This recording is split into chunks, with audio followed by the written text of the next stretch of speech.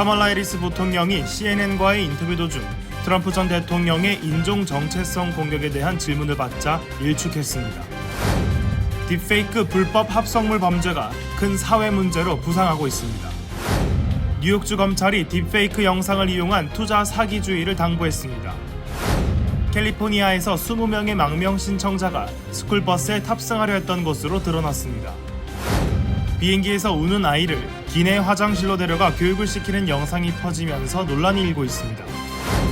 캘리포니아 하원의원에 출마한 베트남계 후보자가 베트남어로 하는 인터뷰 때마다 통역사의 도움을 받고 있는 것으로 드러났습니다.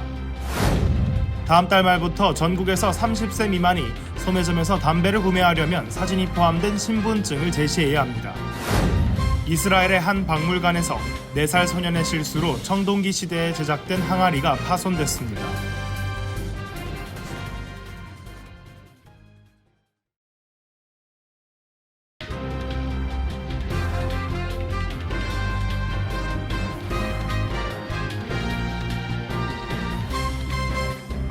안녕하십니까? KBTV 뉴스9 이창원입니다. 어제 진행된 CNN 인터뷰에서 민주당 대통령 후보인 카멀라 해리스 부통령에게 최근 해리스의 정치적인 입장 변화들을 유권자들이 신뢰해도 되는 것인지 물었고 트럼프 전 대통령의 인종 정체성 공격에 대한 질문도 했습니다. 어떻게 답했는지 기러미 기자가 알아봤습니다. 카멀라 해리스 부통령이 어제 CNN과 인터뷰를 진행했습니다. 목요일 공개된 영상을 보면 CNN 앵커이자 정치부 수석 기자인 데이나 배시가 해리스 부통령을 향한 도널드 트럼프 전 대통령의 인종 정체성 공격에 대한 질문을 하자 일축했습니다. 트럼프 전 대통령은 해리스 부통령이 인도계 어머니와 흑인 아버지 사이에서 태어난 배경을 이용해 정치적 필요에 따라 인종 정체성을 바꾸고 있다는 공격을 이어왔습니다. 트럼프는 전국 흑인 언론인 협회 회의에 참석해 해리스는 몇 년 전까지만 해도 자신이 흑인인지 몰랐다가 갑자기 흑인이 되고 싶어 한다며 그래서 그녀는 인도인인 거냐 흑인인 거냐라고 반문한 바 있습니다. 이에 대해 해리스 부통령은 늘 똑같은 지겨운 각본이라며 다음 질문으로 넘어가자고 일축했습니다.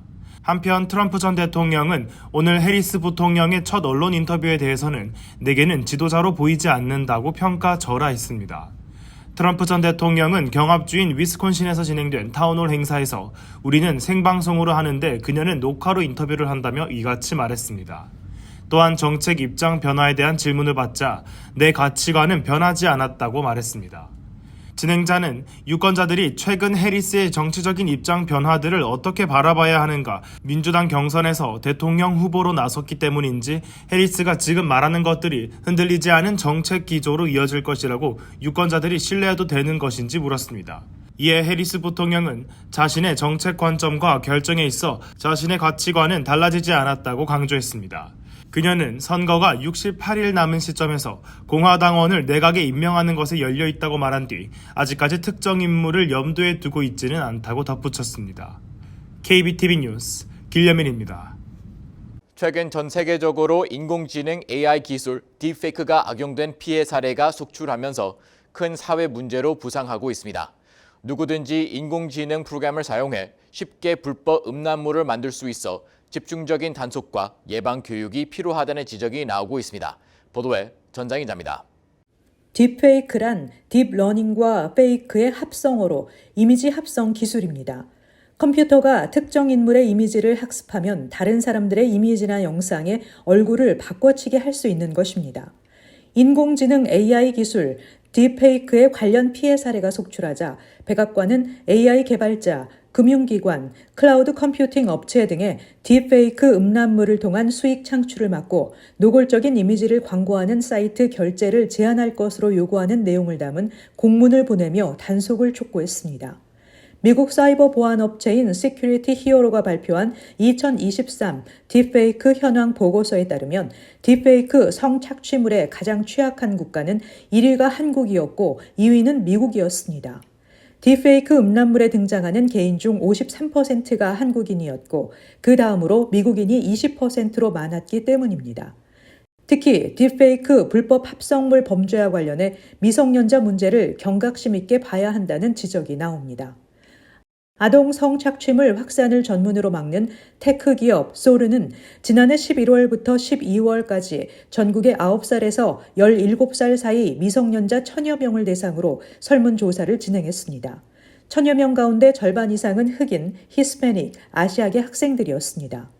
조사 결과 미성년자 학생 가운데 11%는 다른 학생들의 누드 사진을 만들기 위해 인공지능을 사용한 친구나 다른 또래 학생들을 알고 있다고 답했습니다.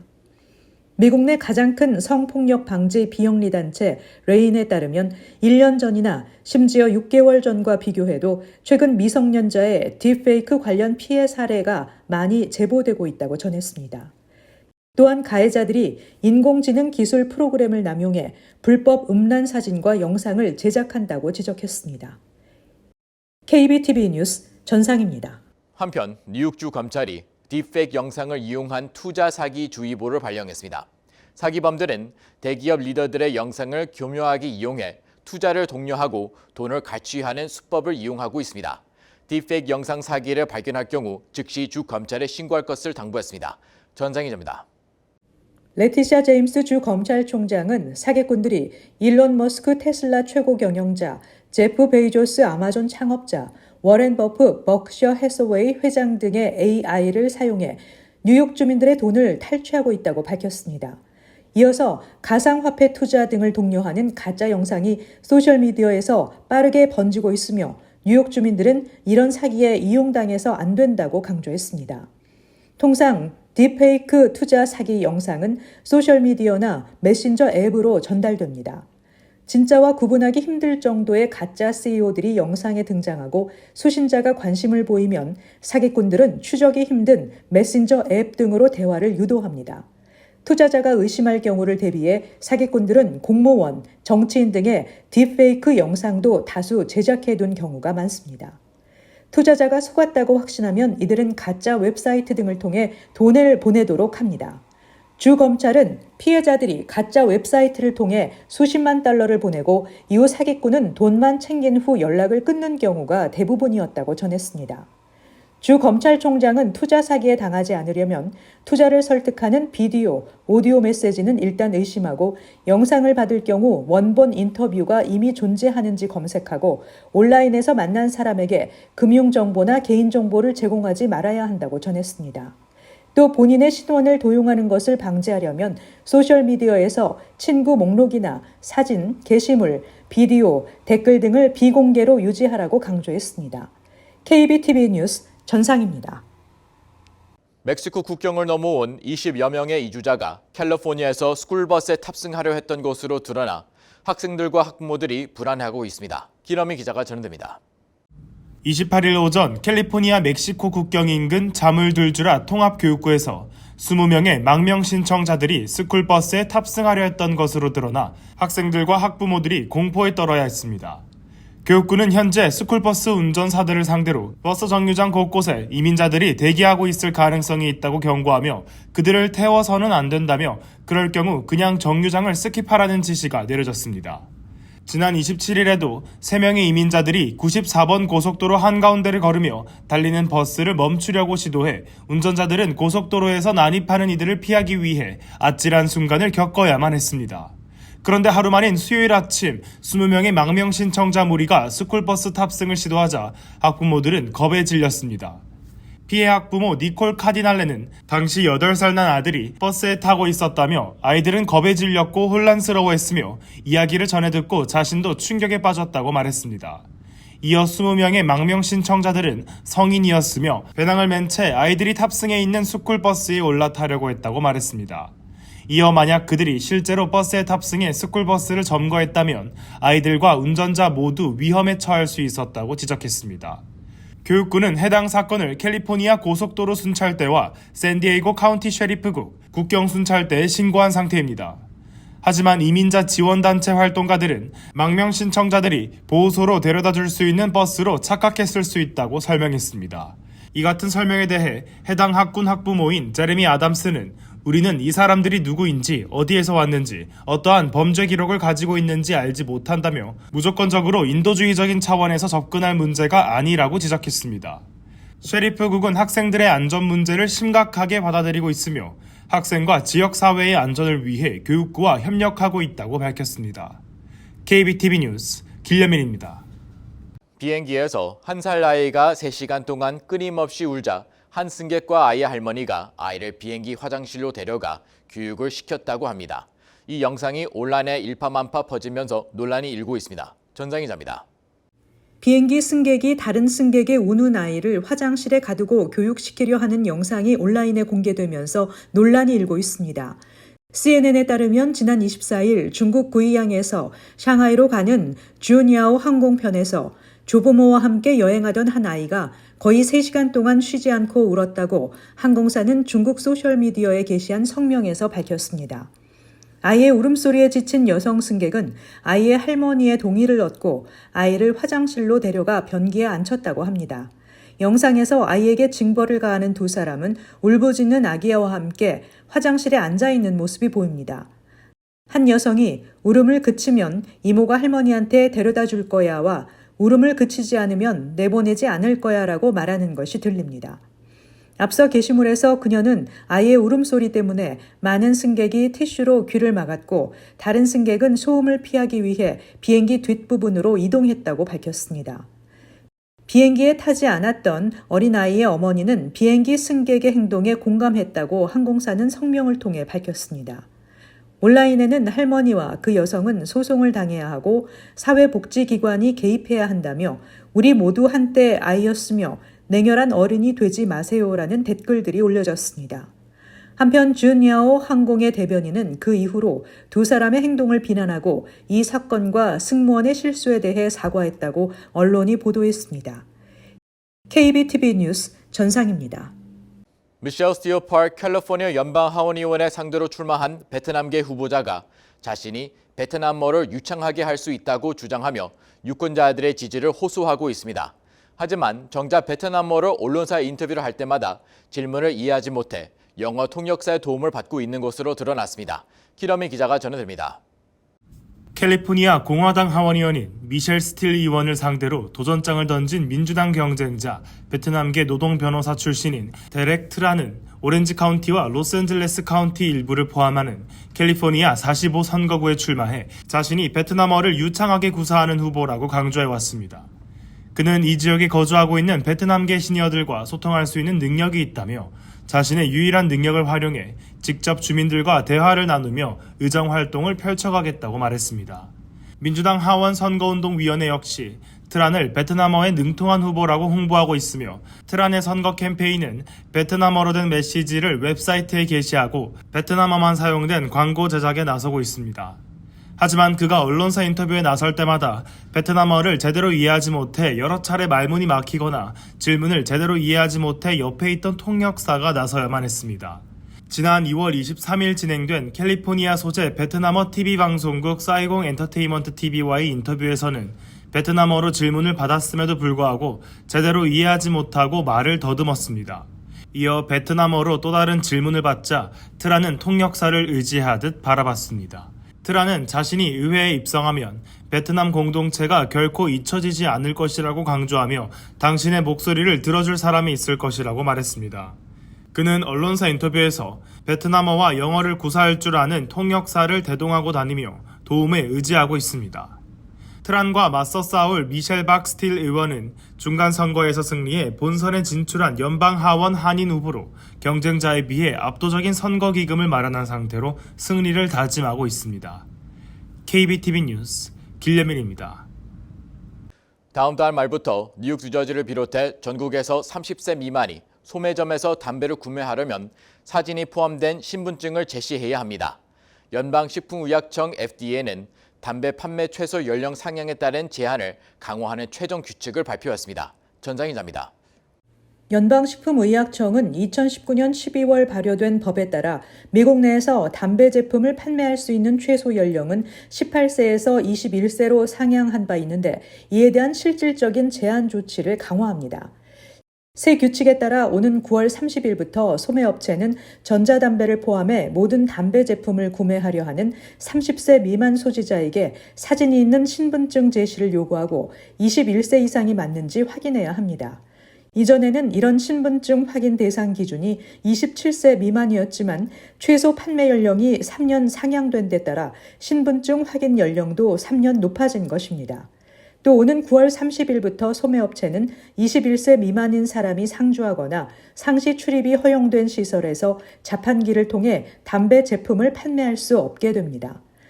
이전에는 이 금지 규정이 18세 미만의 개인이 상주하거나 상시 출입이 허용된 시설에 적용됐습니다. FDA는 이런 조치는 젊은이들을 담배 제품 접근에서 보호하기 위한 연방정부의 지속적인 노력의 일부라며 매일 담배를 피우는 미국 성인의 95% 이상이 21세 이전에 첫 담배를 피웠다고 설명했습니다. FDA는 소매업체에서 외모만으로 손님의 나이를 정확하게 판단하기 어렵다는 조사 결과가 있는 만큼 외모와 관계없이 30세 미만의 모든 사람에게 사진 부착 신분증을 요구하고 나이를 확인하는 것이 중요하다고 강조했습니다. KBTV 뉴스 전상입니다. 이스라엘의 한 박물관에서 4살 소년의 실수로 기원전 2200년에서 1500년 사이 청동기 시대에 제작된 항아리가 파손됐습니다. 항아리는 현재 복원 중이며 박물관 측은 사건 발생 며칠 후 소년과 가족을 다시 박물관에 초대했습니다. 전상 기자가 전해드립니다. BBC 뉴스는 파손된 청동기 시대 항아리가 현재 복원 중이라고 보도했습니다. 헤으트 박물관의 설명에 따르면 이 항아리는 다윗과 솔로몬 왕의 시대 이전의 것으로 가나안 지역에서 포도주와 올리브유를 저장하고 운반하기 위해 만들어진 것입니다.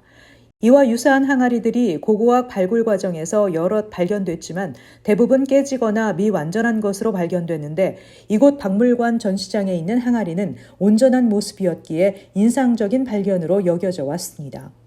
그의 아버지는 파손된 항아리 옆에 아들이 있는 것을 보고 충격받았다며 그는 놀란 아기를 진정시킨 후 경비원에게 항아리가 파손된 사실을 알렸다고 밝혔습니다. 아들이 안에 무엇이 들어있는지 궁금해 살짝 잡아당겼다 항아리가 떨어지면서 파손됐다고 전하며 박물관 측에 지불하겠다고 말했지만 보험에 가입돼 있다며 카메라를 확인하고 기물 파손이 아니라는 것을 확인한 후 우리를 다시 초대했다고 밝혔습니다. 전시품이 고의로 파손되면 박물관은 경찰 조사 등의 조치로 엄중하게 대응하지만 이번 일은 아이의 실수로 인한 것이므로 박물관 측은 사건 발생 며칠 후 알렉스와 가족을 전시회에 다시 초대했고 투어까지 제공했습니다. 박물관 측은 해당 항아리가 유리막이 설치되지 않은 채 박물관 입구 근처에 전시됐었다고 전하며 항아리 복원을 위해 보존 전문가가 작업에 들어갔고 항아리가 빠른 시일 내에 제자리로 돌아갈 것이라고 밝혔습니다. KBTV 뉴스 전상입니다. 중앙은행인 연방준비제도가 중시하는 인플레이션 지표가 전문가 예상에 부합하며 전년 대비 2%대 중반에 머물렀습니다. 상무부는 7월 개인 소비 지출 가격 지수가 전년 같은 기간에 비해 2.5% 상승했다고 밝혔습니다. 전월 대비 상승률은 0.2%였습니다. 이는 다우존스가 집계한 전문가 전망치에 모두 부합하는 상승률입니다. 에너지와 식료품을 제외한 근원 PCE 가격 지수는 전년 같은 기간에 비해 2.6%, 전월에 비해 0.2% 각각 상승했습니다. 물가의 최근 변화 흐름을 반영하는 전월 대비 상승률은 근원지수 기준으로 최근 3개월 동안 0.1에서 0.2% 범위에 머무르며 0.2%를 넘지 않았습니다. 이는 최근 3개월 동안 물가 흐름이 연준이 목표로 하는 연간 물가 상승률 2% 수준에 상당히 근접했음을 시사하는 대목입니다. 기후변화와 해외 여행자의 증가 등으로 모기와 같은 곤충을 매개로 하는 질병이 전 세계로 확산되고 있다고 악시오스가 보도했습니다. 최근 매사추세츠주에서 모기로 인한 희귀 감염병인 동부말 뇌염 발병 사례가 올해 처음으로 보고된 데 이어 뉴햄프셔주에 사는 41세 남성이 감염된 후 사망하며 미 전역의 확산 우려가 커지고 있습니다. 질병통제예방센터는 올해 여름 모기를 매개로 하는 댕기열 발생 위험도 커지고 있다고 경고했습니다. 또 빨간집 모기와 지하집 모기 등에 의해 전염되는 웨스트나일병 발병 사례도 계절을 가리지 않고 전국적으로 보고되고 있다고 악시오스는 전했습니다. 장난감 대기업 피셔프라이스가 질식 위험 가능성으로 인해 수십만 개의 덤벨 장난감을 리콜합니다. 소비자제품안전위원회에 따르면 덤벨 장난감은 피셔프라이스 기프트셋에 포함됐으며 미국에서 약 36만 6,200개의 리콜 제품이 판매됐고 캐나다에서는 3만 7,850개가 판매됐습니다. 피셔프라이스는 리콜 웹사이트에서 덤벨 장난감의 회색 캡이 분리돼 유아에게 질식 위험을 초래할 수 있다고 언급했습니다. 덤벨 장난감은 2020년 4월부터 2024년 8월 사이에 판매됐습니다. 리콜된 덤벨 장난감은 선물 세트의 뒷면에 모델 번호 GJD49가 있으며 $18에 판매됐습니다. 뉴욕시의 차 없는 거리인 오픈 스트리트 프로그램이 71개 학교 인근에 추가로 조성됩니다. 팬데믹 기간 고립된 뉴요커들을 위해 시작된 이 프로그램은 기존 도로를 차 없는 공간으로 일정 기간 전환시키는 프로그램입니다. 학교와 식당 인근 도로에서 시행 중인데 2022년에는 51개 학교, 지난해에는 64개 학교 주변 도로에 오픈 스트리트가 조성됐습니다. 이다니스 로드리게스 시 교통국장은 등하교 시 학생들의 안전을 강화하고 야외 놀이와 교육 활동 공간을 확장하겠다고 설명했습니다. 퀸즈에서는 20개 학교 인근에 오픈 스트릿이 조성될 예정입니다. 커네티컷에서 강도 일당이 고급 승용차를 운전하던 부부를 표적으로 삼아 뒤를 쫓다 폭행을 가하고 납치했습니다.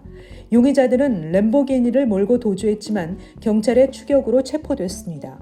50대 부부인 피해자들은 램보기니를 타고 고급 덴버리 주택에 차를 세우고 부동산 중개인을 만나러 갔는데 벤 한 대가 고의로 뒤에서 충돌했습니다.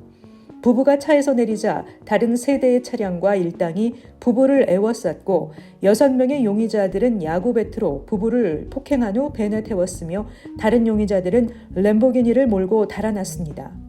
플로리다에 사는 한 목격자의 신고로 경찰은 그들을 추적했고 주변 지역을 수색한 결과 용의자 6명을 모두 체포했으며 도난당한 램보기니와 다른 2대의 차량도 발견됐습니다.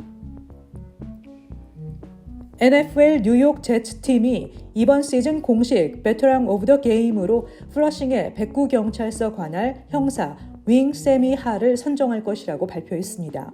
44세 하르 형사는 이라크에서의 봉사로 퍼플 하트 훈장을 받았습니다.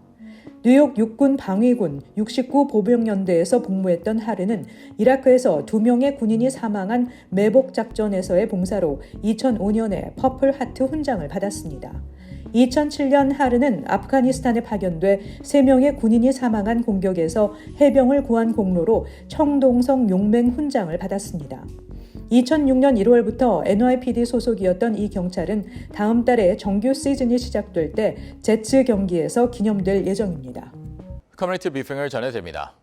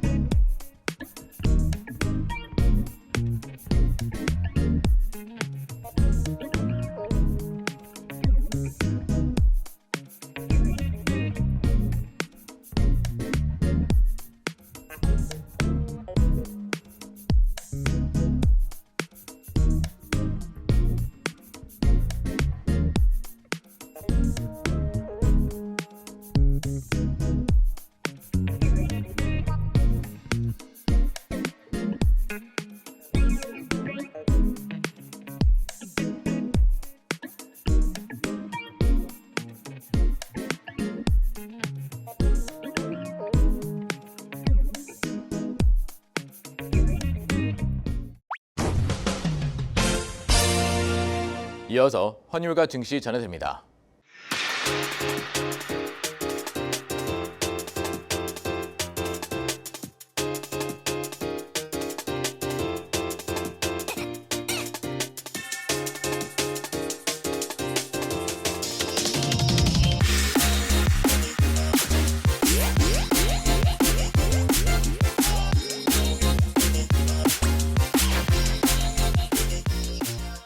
뉴욕과 뉴저지 날씨 전해드립니다.